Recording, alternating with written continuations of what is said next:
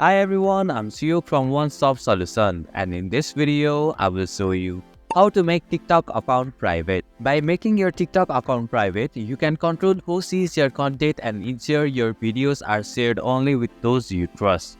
So let's get started. First, open the TikTok app on your device.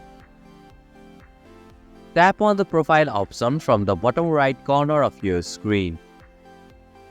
Now, tap on the hamburger icon from the top right corner. From the menu, tap on the Settings and Privacy option. Go to Privacy Settings. Here, you will find the Private Account option at the top of the list. Tap on the toggle switch next to it to turn it on. When the switch turns blue, your TikTok account is switched to Private Account. And this is how you can make TikTok account private. Thank you for watching One Stop Solution. Hope this video was helpful. If it was, then hit the like button and comment down if you have any questions or feedback.